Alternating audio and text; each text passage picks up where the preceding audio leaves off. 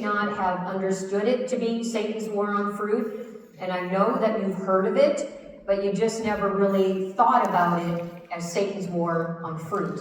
And so as we move on, you're going to kind of get a better idea. So where we started last night and today, I don't think that there's anybody around wondering that Satan is running around like a roaring lion seeking whom he may devour. I don't think there's anybody that we know that doesn't believe that this is true. But we're not really paying attention as if it really is true. And so Satan is well and alive. He hates everything about God. It's the arch deceiver liar about God, about his people. He hates God and his people, and he is the enemy of God's love letter to the world. He hates the health message. He hates anything that brings us back to the Garden of Eden. He hates country living. He hates that sacred union between a husband and wife. He hates children. He hates everything that's organic and homegrown gardens. And we see that there is a war right there just on everything of the principles that are in the Garden of Eden. We see that there is a war out there on every single one of these, on creation. And we're being told that we shouldn't even be having homegrown gardens because it actually increases the greenhouse gases. So, if we're not recognizing it for what it is, we're going to buy into this lie because we hear it again and again and again. And what they're doing is they are conditioning us to believe a lie. Because the saying goes that if you listen to something long enough, it becomes truth. And because we're bombarded with this information, it's actually reprogramming our brain. So we need to be really, really careful about what we believe and what we put into our mind. So we talked about last night and this morning. This is where I always start. So we see again, because I'm kind of coming at it from a different viewpoint this time. We see then that in 1:11, that Genesis 1:11, that God says He's going to make the grass, the herb yielding seed, and the fruit tree yielding fruit. We see that He says, "I'm going to make it," and then in verse 12, He actually does create it, and then in 1:29, we are told then that this is your diet, that behold, I have given you every herb bearing seed, which is based upon all the earth, and every tree in the which is the fruit of the tree yielding seed, to you it shall be for me. So here we're talking about a high fruit diet.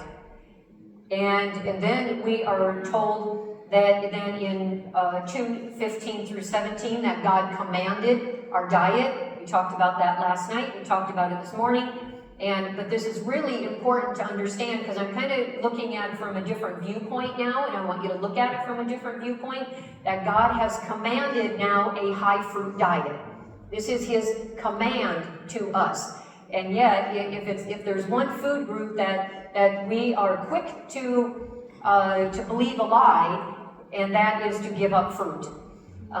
Fruit does all sorts of bad things to our body, and because that's what we hear over and over and over again. But I don't even use research anymore. I am a researcher. I'm a doctor of research, and yet I love research. I've read thousands and thousands, if not tens of thousands of articles. I know what the research says, but yet I bring in no more research because we have become people of the research. We're no longer people of the Word.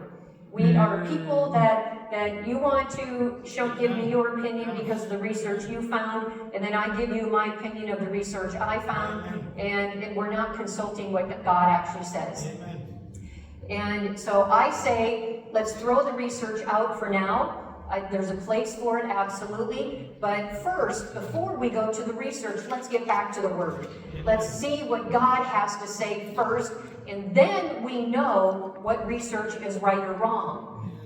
And because we don't know what our research, what the Bible or Spirit of Prophecy says, now we're just going off in all these crazy directions with our diet, and everyone's just kind of lost.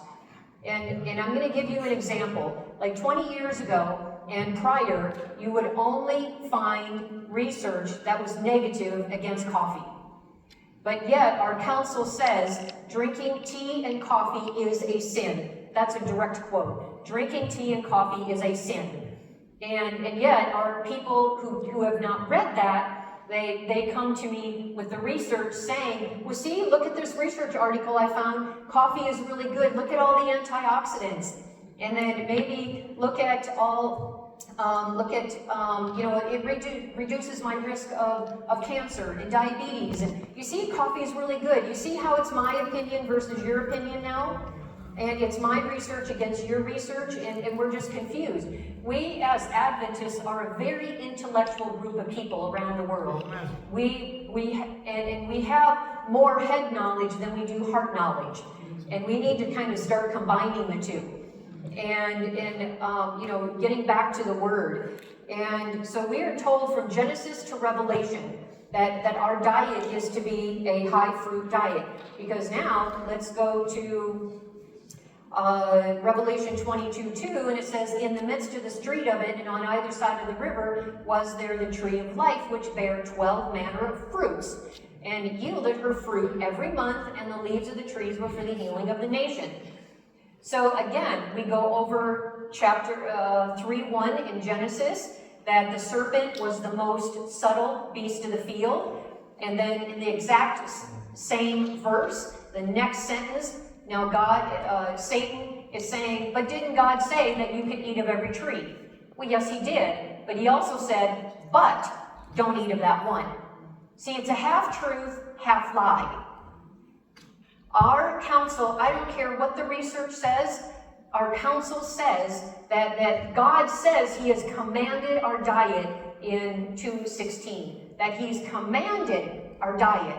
Okay, so that's where we need to start, that he's commanded it. So now we can put away all that research that says if you've got cancer, if you've got diabetes, if you have weight problems, don't have fruit because fruit's the problem. See, a little red flag should come up and say, well, God says that we're supposed to eat fruit. And see, we're so bombarded with the research and what all these people of the world and their voices say that we need to give up fruit, that we've come to be a group of people who really don't even eat much fruit anymore, and if we do, we have it for dessert, and rather than like the main dish. And so I wanted to lay that foundation. And so we know that as I talked about this morning, that God has not given us the health message for the primary reason of health and longevity, because they already had longevity in the Garden of Eden. He's given us the health reform message to make his people holy, and it's to show us it's a test of obedience. Are we going to obey God and live? And are we going to see it as drudgery? Like, oh, God, come on, is that all I'm going to have? I don't like fruit, God. Instead of saying, you know what, God, I'm just understanding I'm supposed to like fruit because that's the Garden of Eden diet, and that's where we're supposed to be going in the new heaven and earth. Will you help me to like fruit? Instead, my taste buds rule. They rule everything. It's like my taste buds become my God, and how I was raised, and what I like, and what I don't like. See, now that becomes my God. And we have actually literally made our taste buds our God before God. We were told that if we are in disobedience, we will die. This is not a message of condemnation.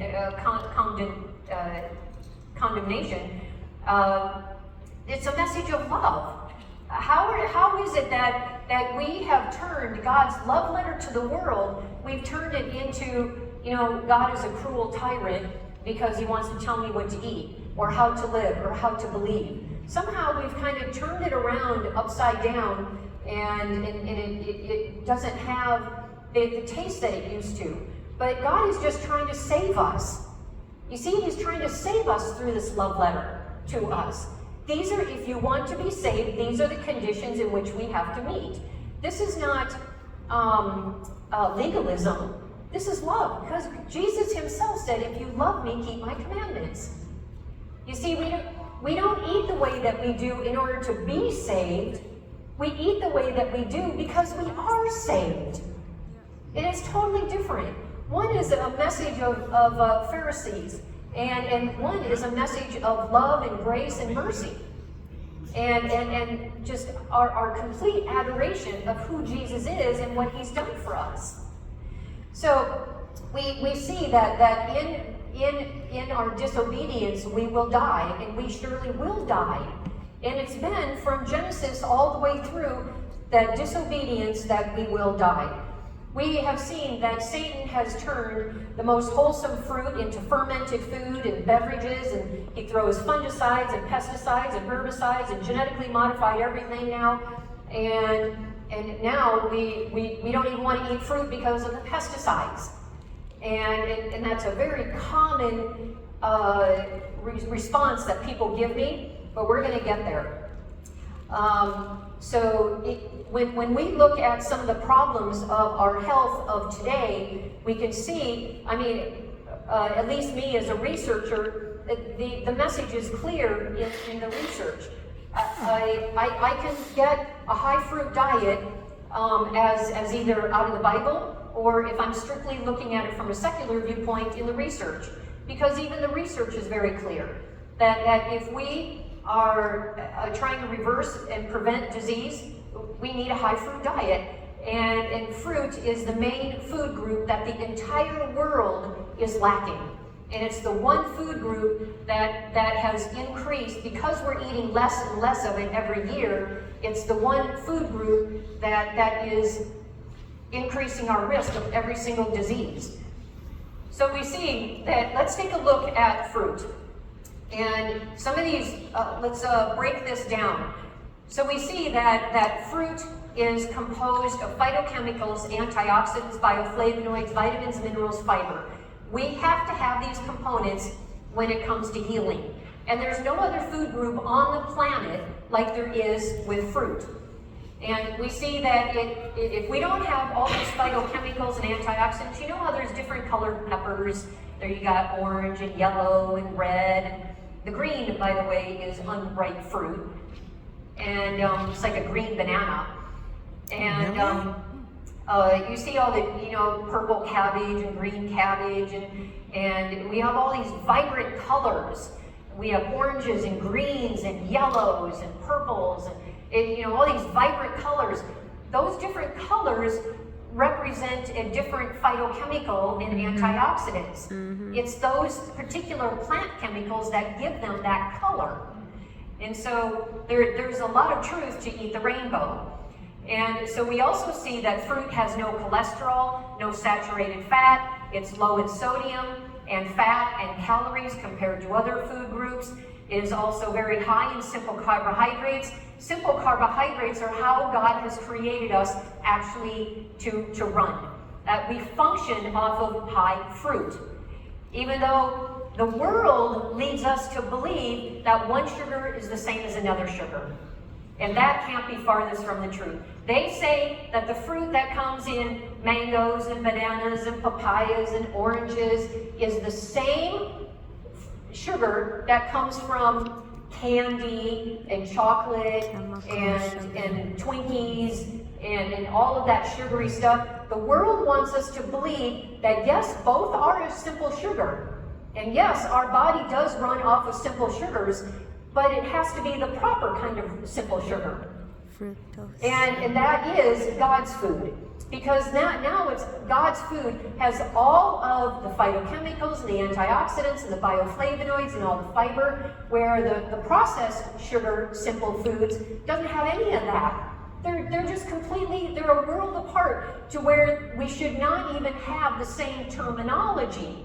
That's the same as one fat is not the same as the other, one carbohydrate is not the same as another, and one protein is not the same as the other. But the world wants us to believe that an avocado fat is the same as has a fat that comes from animal fats and oil, processed oils, including grapeseed oil, olive oil. You know, they're just not the same.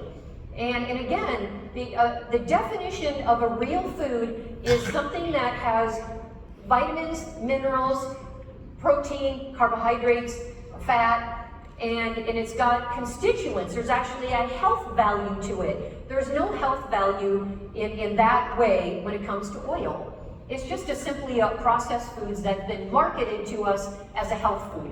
When we look at the research, what they're doing is, okay, yes, so some of the oils are better than other oils, but that's comparing the oil to oil. But when you look at a whole food plant-based diet with whole food oil, the nuts, the seeds, the avocado, the olives, and then you compare it to a whole food plant-based diet with its fat from free fat, that's where we see the difference. That all fats are inflammatory when you compare it to a whole food plant-based fat diet. So we have to know what we're looking at, you know, when we're looking at some of these studies, and they've kind of gotten us off track a little bit. And we see that all fruit has amino acids. That's something fairly new, I'd say, within the last 5 years. We now know that all fruit has all amino acids. We used to think that fruit had no protein.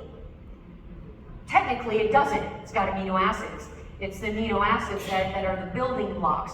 So when we are looking at beans, for example, with high protein, and we are looking at animal proteins, the world wants us to believe that they're the same thing, because you know the food guide pyramid has the beans in with the animal proteins, because they're both high protein, but they can't be, again, farther worlds apart. The animal proteins are an actual complete protein. I shouldn't even say that, but it's a chain. So you know, like a woman's pearl necklace, it's all one strand, where each one of those pearls is an amino acid. And then it's the strand that brings them all together in what we consider to be a whole protein. And when you have plant proteins, though, they really aren't proteins, because the protein is the complete chain. Plant proteins are really amino acids, where every pearl is an individual amino acid, but they come into our body already broken down. The strand is not there. So that's the difference. And it takes a huge amount of energy for our body to break down animal proteins of all kinds, whether it's cheese or any other kind of dairy, any animal product, eggs. It takes a huge amount of dietary effort to break these things down, where it can even stay into our body to completely break down in like 3 days, up to 3 days. Where for most plants, they're gone in like 24 hours, even if it's high protein, or you know, like beans or the amino acids. So they are not the same at all. And we can also look at, so we looked at the carbohydrate, protein, fat, they're just worlds apart. So we cannot look at them the same.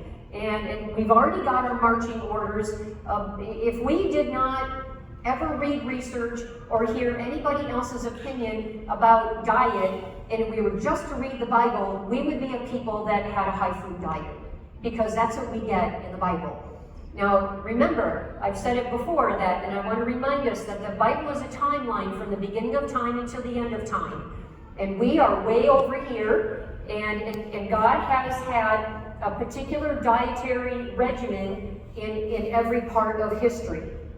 And we kind of talked about through some of them this morning. So we went through, in the Garden of Eden, it was a high fruit diet, and there was no vegetables. Immediately after sin, the vegetables that were made for animals, now God gave humans the permission to eat vegetables. And those would be the vegetables like you pull up roots, like our potatoes and carrots and things that you have to actually pull up the entire plant where you kill it. In the Garden of Eden, there's not going to be any plants. We're not going to have any root vegetables, for example, because you kill the whole plant. There's not going to be any death. And I'll get questions at the end. And so we see then that after sin, added vegetables, after the flood, God gave in Leviticus 11 clean and unclean meat, which was fine in that particular time in history.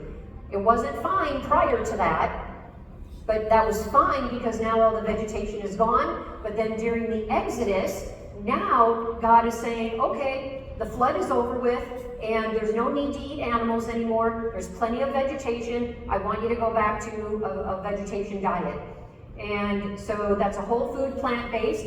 And then, so now that's reinforced then in Daniel. And then we also see that there is the Nazirite vow, which was appropriate for that time. And then we see then the diet of the redeemed since 1844. And then we see that we're heading on into heaven. So you see the timeline of kind of like these different diets, but it's always moving this way. We don't go back. And so from Genesis to Revelation, and if we're way over here, and the Bible's a timeline from the beginning of time to the end, and we're heading on into heaven, why are we justifying going way back to Leviticus 11 that I'm okay to eat clean and unclean meats?